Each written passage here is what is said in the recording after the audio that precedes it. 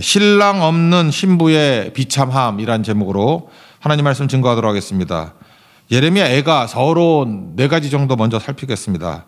첫 번째는 이름인데 예레미야 애가라고 네이밍한 근거가 뭐냐 그 얘기입니다. 애가 음역에 가까운 번역입니다. 번역 정말 잘 됐습니다. 원래 히브리 제목이 에카입니다. 영어로 하면 EKA 에카 발음이 에카거든요. 에카를 에가로 번역했으니 얼마나 번역을 잘한 겁니까? 에카라는 뜻이 슬프다 그런 뜻이에요. 여기 보니까 어찌하여 그것도 다 슬프다거든요. 아이고 뭐 그런 거예요. 슬퍼서 나오는 노래. 그러니까 에가죠. 에가 에카. 이거 번역하고 되게 좋아했다 그런 소리를 내가 들어봤어요. 그죠? 이게 너무 기가 막히게 맞았다고. 중국어에 이런 거 되게 많이 있죠. 코카콜라를 한자로는 가구가락. 그러니까 입에 좋고 즐겁다. 뜻도 비슷하잖아요. 입에 좋고 즐겁잖아요. 코카콜라. 근데 커커우커러 이렇게 발음하죠. 뭐 사성만 맞지 않고 발음 비슷한 것 같아요. 커커우커러. 그 뜻도 좋고 발음도 맞고 그런 거죠. 이게 그런 식입니다. 애가라고 번역한 거 이거 되게 번역 잘한 것 같아요. 그런 뜻이라는 거예요. 이마트 있죠. 이마트. 우리 건물에도 이마트 있는데 이마트를 한자로 이매득 이롤 이자에 매 산다고 매매할 때 산다라는 매 득 얻는다. 그러니까 쉽게 사고 얻는다. 좋죠. 이마트. 그 발음하면 이마이더. 이것도 기가 막힌 것 같아요. 그죠? 이마이더로 발음하면서 이매득 이마트. 그러니까 이렇게 장명하는 게 되게 중요한 거죠. 그러니까 애가도 그런 의미라는 것입니다. 에카. 그래서 꼭 애가라고 부르십시오. 예레미야는 갖다 붙인 거고 그냥 애가예요. 원래 애가. 에카. 그러니까 1절에 나오는 슬프다가 에카고 어찌 그리 할 때 그것도 에카고 2절에 슬피 우니 그것도 에카입니다. 그러니까 뭐예요? 슬프다예요. 슬프다. 애가죠. 애가. 똑같은 얘기입니다. 번역 잘했다는 거고 이해하시죠? 애가가 에카다. 그건 알았으면 좋겠고 두 번째 크리스찬을 묘사할 때 여자로 묘사를 하죠. 그래서 신랑과 신부 개념이 가장 큰 개념입니다. 그래서 예수님은 신랑 대신 예수님, 우리는 신부죠. 요한계시록에도 여자로 표시되어 있습니다. 거기 나오는 여자는 교회 또는 크리스찬입니다. 그래서 우리 신앙인들을 여자로 묘사할 때가 많다는 것입니다. 아가서도 그렇죠. 신부가 신랑을 기다리는 거 아닙니까? 술람미 여인이 그 신랑 기다리는 거 아니에요? 똑같은 겁니다. 신랑 대신 그리스도를 기다리는 교회의 모습. 마찬가지로 이 예레미야 애가에서도 그 딸, 처녀, 유다 이런 표현이 되게 많이 나옵니다. 그러니까 신부로 여기는 거예요. 신부로. 근데 신랑을 거절한 거죠. 하나님을 거절하고 예수님을 거절했기 때문에 비참함이 있다는 것입니다. 그래서 신랑 없는 신부의 비참함. 오늘 제목이 그거예요. 하나님을 거절한 인간의 모습. 예수 없는 인생의 비참함. 그래서 위로자가 없다. 계속 반복됩니다. 신랑이 주는 거거든요. 돕는 자가 없다. 신랑이 주는 거거든요. 그러니까 예수님이 떠난 인생, 신랑 없는 인생이 얼마나 비참한가 그걸 깨달으라는 것입니다. 어제도 설명했지만 다시 요한계시록 개념을 놓고 본다 그러면 신랑 없는 신부의 비참함을 그 음행과 사치라 그런다니까요. 음행과 사치. 음행이 뭐라고요? 하나님 없는 만족, 신랑 없는 만족, 예수님 없는 만족. 그게 음행입니다. 음행. 그러니까 만족할 리가 없잖아요. 그러니까 사치하게 되죠. 사치는 뭡니까? 더. 그러니까 다른 남자로 채우려고 그러는 거죠. 다른 신랑으로 채우려고 그러죠. 여기 2절에 보니까 사랑하던 자들 중에 그에게 위로하는 자가 없고 이렇게 사랑하는 자들이 뭐겠어요? 신랑 말고 딴 남자들 뭐 그런 개념이겠죠. 신랑 말고 딴 남자들에게서 찾아봐야 위로 없다라는 거예요. 그러니까 하나님 떠나고 예수님 떠나서 위로가 없다. 그러니까 자꾸만 더 하니까 그 사마리아 여인하고 똑같은 거죠. 뭐 남편 데려오라 남편 없습니다. 이제까지 5명이 있었지만 지금 있는 것도 남편이 아니다. 그리고 6번째 남자라는 거 아니에요. 딱 중독의 모습입니다. 남편 중독. 남편을 하나 가르고 둘 갈고 셋 가고 넷 가고 5명 해봐야 만족 없다는 거죠. 진짜 신랑을 만나야 된다. 중독에 빠진다. 뭐 그런 개념입니다. 그래서 우리가 신부인 크리스찬이라고 생각하면서 신랑을 바라보는 신부. 그러니까 신랑 없이는 비참함밖에 없다. 그 전체적으로 그 맥락에서 파악해야지 애가를 이해할 수 있다는 것입니다. 세 번째 저자입니다. 예레미야입니다. 예레미야. 예레미야는 근거가 이 자체 내에는 없는데 그냥 전통적으로 예레미야라 그래요. 근데 그 근거가 뭐냐? 포로가 3차에 걸려서 끌려갔잖아요. 1차, 2차, 3차 포로를 다 본 사람, 그 예레미야라는 거예요. 3차는 특별히 예루살렘 성전이 파괴되고 다 끌려가잖아요. 시드기야 왕이 눈 뽑혀서 끌려가잖아요. 그 다 본 사람, 예레미야라는 것입니다. 역대하 35장 25절 보니까 그건 포로기 이후에 쓴 게 역대기잖아요. 역대하 35장 25절 보니까 예레미야는 그를 위하여 애가를 지었으며 이런 게 나옵니다. 그러니까 애가를 많이 지었다. 뭐 이런 거 보니까 예레미야다. 이 근거를 여기서 삼기도 하고 또 하나 3차 때 느부갓네살 왕이 예루살렘 성을 18개월 동안 포위했습니다. 그때 비도 안 왔어요. 그래서 기근과 질병과 굶어 죽는 거. 그래서 아이 잡아먹었거든요. 그러다가 끌려간 겁니다. 그냥 그러니까 곱게 항복하라니까 항복 안 해가지고 버티다가 큰 어려움 당한 게 된 거죠. 그래서 예레미야 애가 2장 20절 보면은 여호와여 보시옵소서 주께서 누구에게 이같이 행하셨는지요. 여인들이 어찌 자기 열매 곧 그들이 낳은 아이들을 먹으오며 그 역사서에 나오는 얘기들이거든요. 엄마가 애 잡아먹었다는 거예요. 너무 배고파가지고 그런 상황이 되는 모습이다. 그러니까 이런 상황을 보면은 예레미야이다. 예레미야 때는 항복하라고 권면했잖아요. 바벨론에 항복해서 곱게 끌려가서 거기서 너희 더러움을 설거지하고 정화 작업을 갖고 그 다음에 성화돼서 돌아오면 강화될 것이다. 그 예레미야 계속 강조 아니었습니까? 에스겔서에도 나오는 얘기들이고. 근데 싸웠죠 계속. 친애굽파와 친바벨론파. 그러니까 시드기야 왕이 멍청해가지고 바벨론이 세웠는데 친애굽 정책 펴다가 망했잖아요. 성경의 메시지가 뭡니까? 애굽 편에 서느냐 바벨론 편에 서느냐가 아니라 하나님 편에 서야 된다. 신랑 찾아가야지 뭐 딴소리 하고 있냐. 우리나라도 약간 그런 거 있죠. 친미 미국으로 붙어야 되냐 중국으로 붙어야 되냐 뭐 그런 거 있는 것 같은데 바보 같은 소리 그만하고 오직 예수님께 붙어야지 뭐 딴 데 붙으려고 그래. 똑같아요. 국론이 분열돼 가지고 세상 나라가 위로가 되는 줄 알고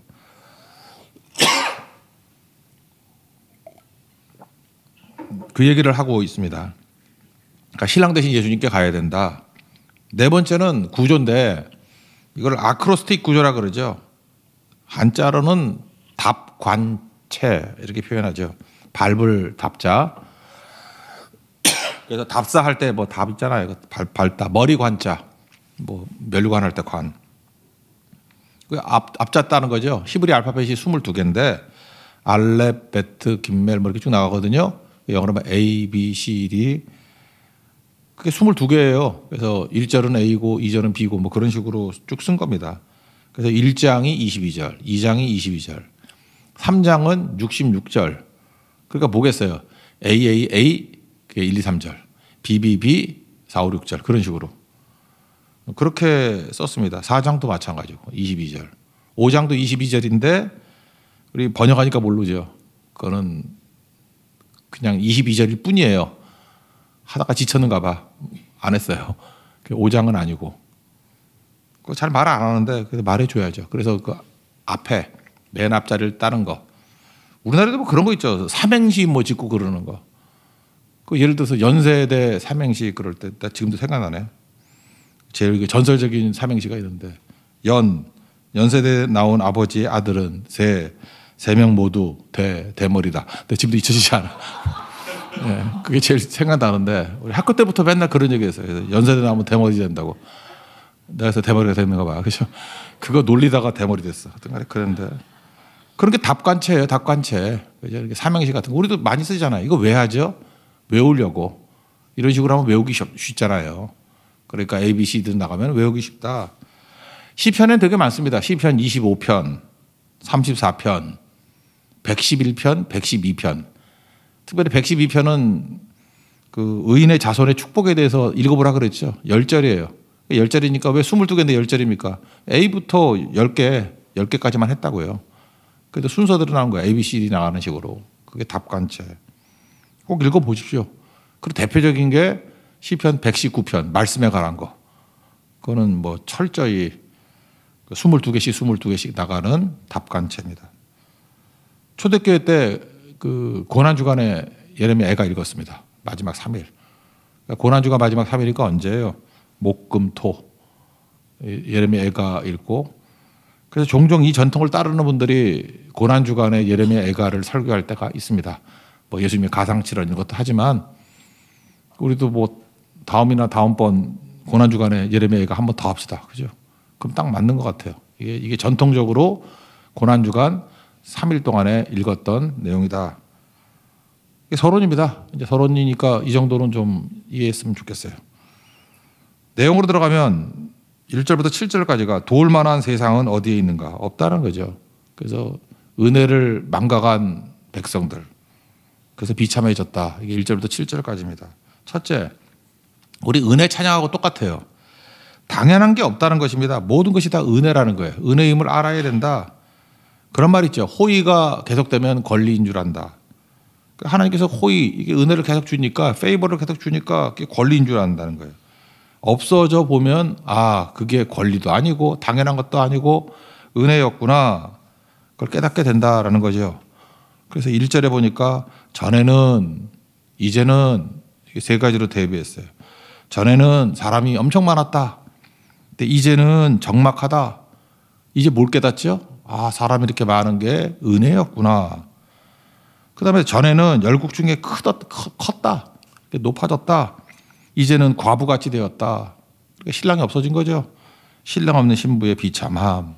그러니까 신랑이 있을 때가 열국 중에서 내가 높아진 거지. 신랑 때문에 내가 높아진 거였구나. 예수님 때문에 높아진 거였구나. 그게 은혜였구나. 사라지니까 알게 된다는 거예요. 또 전에는 뭐 말 그대로 공주였대요. 공주. 여자분도 공주 좋아하잖아. 나는 공주였어. 공주에 산다는 뜻이 아니라 왕의 딸 공주였다고. 근데 이제 강제 노동하는 자, 세번역 보니까 노가다래. 노가다로 번역을 너무 잘한 것 같아. 공주에서 노가다 됐다. 여러분 공주죠. 예수님 따라보세요. 노가다 돼. 강제 노동하는 뭐 그거보다 더 나쁜 말도 있는데 안 쓰겠어요. 아침이니까. 그러니까 지금 우리가 누리는 모든 것들이 사실은 은혜였다. 은혜를 깨닫는 자, 감사하고 찬송하고. 핵심이 뭐예요? 신랑 대신 예수님 떠나면 안 된다. 그 얘기죠. 예배 떠나면 안 된다. 얼마나 비참한지를 깨닫게 되라. 그게 이게 애가의 특징입니다.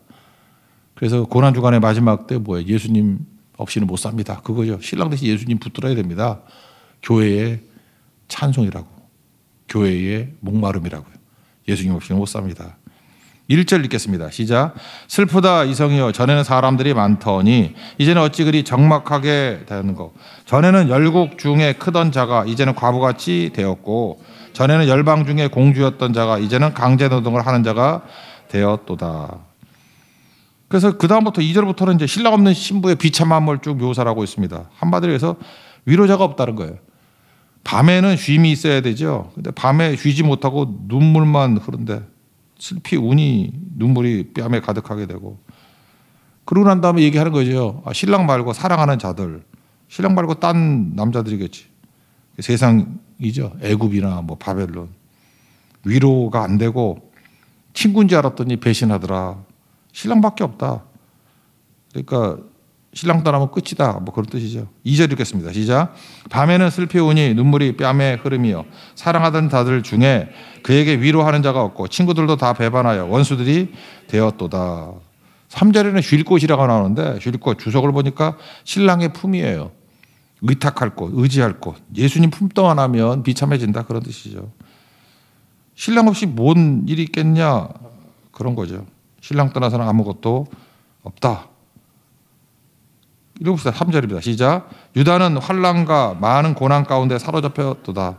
그가 열국 가운데 거주하면서 쉴 것을 얻지 못하며 그를 핍박하는 모든 자들이 궁지에서 그를 뒤따라 잡았도다. 그러면서 뭘 바라보냐. 4절인데 도로가 텅 비었다. 절기를 찾아가는 사람들이 없더라. 그러니까 예배의 자리가 텅텅 비었다. 그런 얘기죠. 그러니까 지금까지 예배의 자리 비게 만드는 거 그 문제 있다는 거죠. 그러니까 여러분 새벽에도 나오고 저는 그래요. 주일 저녁에 교회가 불 꺼져 있는 게 너무 싫었거든요. 그래서 주일 저녁 예배는 꼭 드렸으면 좋겠다. 그랬다고. 뭐 한동안 뭐 오후 예배 그래서 뭐 1시나 2시에 끝내버리잖아 다. 근데 하여튼 주일 저녁에 불 꺼져 있는 교회들이 나는 좀 마음이 아팠다고. 그게 이제 예레미야 애가 나오잖아요. 사람 많았었는데 다 어디 갔나 이러는 거. 여러분들 예배자리 텅텅 비면 여러분 인생도 텅텅 비게 돼요. 비참함 있게 된다고. 그래서 안식일 어저께도 나눴지만 이스라엘이 국가적으로 멸망한 게 디도 장군에 의해서 AD 70년이잖아요. 70년에 망하고 흩어져 버렸죠. 그 다음에 1948년에 우리나라가 똑같이 건국했잖아요. 그러니까 1948에서 70년 빼면은 정확히 1878년 동안 뭐 2000년 동안이라 그러는데 그건 아니고 1878년 동안 나라 없이 헤맸죠. 근데 1878년 여러분 AD 70년이라 그러면 그때가 언제죠? 그 뭐 108년 뭐 그때가 뭐 한나라가 한사군 뭐 만들고 그럴 때 아닌가? 고조선 망하고 그럴 때. 그죠? 그때예요. 이게 뭐 고조선 때라고 고조선 때, 고조선 망할 때. 그러니까 우리는 뭐 역사의 기록도 잘 없는 때 아니야 그거. 그때 흩어져 가지고 지금 나라 세웠다라는 게 말이 돼요?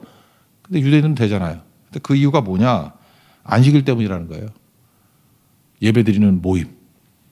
유대인들이 안식일을 지킨 것이 아니라 안식일이 유대인을 지켰다. 그 속담 아니에요, 속담. 지금도 그렇습니다. 예배 없이 흥황하는 가문들 있죠. 한 세대 못 가요. 그거 진짜 그건 뭐 한 방에 훅 가는 거예요. 그거 쳐다볼 것도 없어요. 근데 지금 그지같이 살더라도 예배가 있고 기도가 있는 가문 그 영혼이 남을 거예요. 예배가 영혼이 남는 거예요. 그러니까 여러분 그래요. 그 사람 뭐 갖출 거 다 갖췄대. 좋은 신랑감이래. 근데 예배가 없어. 그럼 꽝이야 그거. 아무것도 아니지. 곧 사라져요. 아수르도 사라지고 바벨론도 사라지고. 그러나 약해 보이지만 예배가 있는 곳은 영원히 남습니다. 천국까지 가요. 영생이 있습니다. 이게 얼마나 중요한지 그걸 깨달아야 된다는 거죠. 4절 읽겠습니다. 시작. 시온의 도로들이 슬퍼하며 절기를 지키러 나아가는 사람이 없음이로다. 모든 성문들이 적막하며 제사장들이 탄식하며 처녀들이 근심하며 시온도 공고를 받아도다. 그러니까 신랑 떠나니까 예배 떠나니까 어떤 일이 벌어져요? 그런 거 있었죠. 대적이 하나님만 잘 섬기면 대적이 어리석어진다고. 또 대적이 두려워진다고. 그런 거 있죠. 내가 잘해야만 승리하는 게 아니라 대적이 멍청한 짓 해가지고 이길 때가 되게 많다니까요. 우리 인생 보면은 왜 저는 바보짓을 하지? 그래서 그냥 이기는 거예요. 그냥 뭐 별 힘 안 써도. 그리고 되게 어리석어져. 그리고 두려워하고. 근데 반면에 우리가 신랑을 떠나면요. 예수님을 떠나면 대적이 당해야 될 걸 다 내가 당한다니까. 여기도 그게 나오죠. 내가 원래 머리가 돼야 되는데 대적이 머리가 돼버리고 내가 형통해야 되는데 원수가 형통해지고 그 다음에 대적이 공고해져야 되는데 내가 공고해지고 대적이 사로잡혀 가야 되는데 내가 사로잡혀 간다고. 다 뒤집힌다고. 그러니까 여러분들 하나님께서 주신 모든 축복들이요. 불순종하면 다 대적들에게 갑니다. 그러니까 하나님께서 모든 축복과 은혜를 예비하신 거 예배하고 신랑 대신 예수님이 따라가면 그게 우리에게 현실화되는 거예요. 그 말씀이죠. 5절 읽겠습니다. 시작. 그의 대적들이 머리가 되고 그의 원수들이 형통함은 그의 죄가 많음으로 여호와께서 그를 공고하게 하셨습니다. 어린 자녀들이 대적에게 사로잡혔도다. 이런 역전되는 인생을 살면 안 되겠죠. 그래서 나중에 보니까 뭐 내용 비참한 결과입니다. 그게 6절 7절인데 뭐 도울 자도 없고 비웃는다 그런 얘기예요. 한번 읽어봅시다. 6절 7절 시작. 딸 시온의 모든 영광이 떠나가며 그의 지도자들은 꼴을 찾지 못한 사슴들처럼 뒷전자 앞에서 힘없이 달아났도다. 예루살렘이 환난과 유리하는 고통을 당하는 날에 옛날의 모든 즐거움을 기억하였으며 그의 백성이 대적의 손에 넘어졌으나 그를 돕는 자도 없었고 대적들은 그를 멸망을 비웃는도다. 이 꼴 되었다라는 것입니다. 그래서 8절부터 11절까지 두 번째 신랑을 향한 절규입니다. 신랑이 주는 건 뭐냐? 두 가지예요. 보호와 공급. 그러니까 예수님 붙들어야 보호하심이 있고 공급하심이 있다는 게 그게 11절이거든요. 그래서 신랑 없으니까 뭐 어떤 일이 벌어져요? 벗었다. 뭐 벗었다는 건 부끄러움이죠. 탄식하고. 그래도 위로할 자가 없고 성소라 그랬는데 신랑 만나는 곳이에요. 신랑을 만나는, 신랑과 내가 같이 살던 곳. 그게 성소잖아요. 대적이 침범했다. 그러니까 우리 뭐 가정 다 깨졌다 그런 뜻이죠. 신랑과 연합해야 된다. 말씀과 연합해야 된다. 예수님과 연합해야 된다. 그런 얘기입니다. 그거 못했다 그런 얘기죠. 이것도 한번 읽어봅시다. 8절부터 10절까지 시작. 예루살렘이 크게 범죄함으로 조속거리가 되었으니 전에 그에게 영광을 돌리던 모든 사람이 그의 벗었음을 보고 업신여김이요 그는 탄식하며 물러가는도다. 그의 더러운 것이 그의 옷깃에 묻어 있으나 그의 나중을 생각하지 아니하며 그러므로 놀랍도록 낮아져서 그를 위로할 자가 없도다. 여호와여 원수가 스스로 큰 채하오니 나의 환난을 감찰하소서. 대적이 손을 펴서 그의 모든 보물들을 빼앗았나이다. 주께서 이미 이방인들을 막아 주의 성에 들어오지 못하도록 명령하신 그 성소에 그들이 들어간 것을 예루살렘이 보았나이다. 이스라엘에는요 이상한 근자감이 있었습니다. 근자감, 근거 없는 자신감. 세 가지인데 예루살렘 안 망한다는 거예요. 첫째, 예루살렘 요새이기 때문에. 실제로 그래요. 삼면이 절벽이고 철옹성입니다.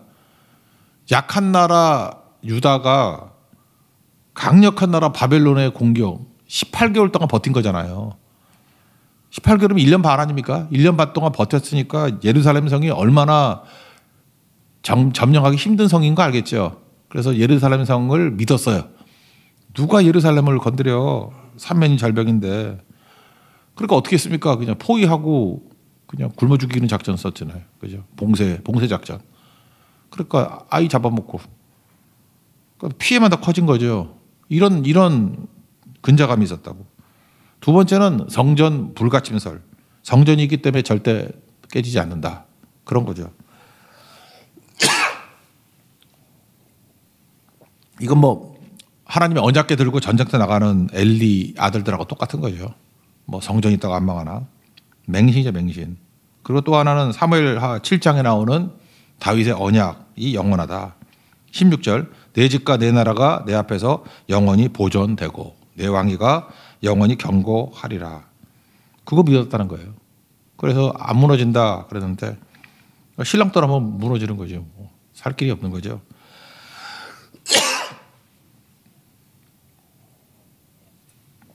마무리 칩시다. 신랑과 아버지가 하는 일이 보호와 공급인데 예수 떠나면 아무것도 없다.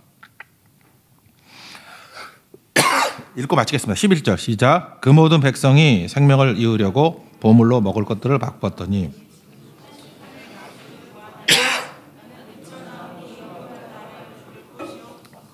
아멘. 가짜가 무너져야 진짜가 옵니다. 우리 신랑 대신 예수님 붙들고 승리하는 주의 종 되기를 바랍니다. 자리에서 일어나겠습니다. 나의 한숨을 바꾸셨네.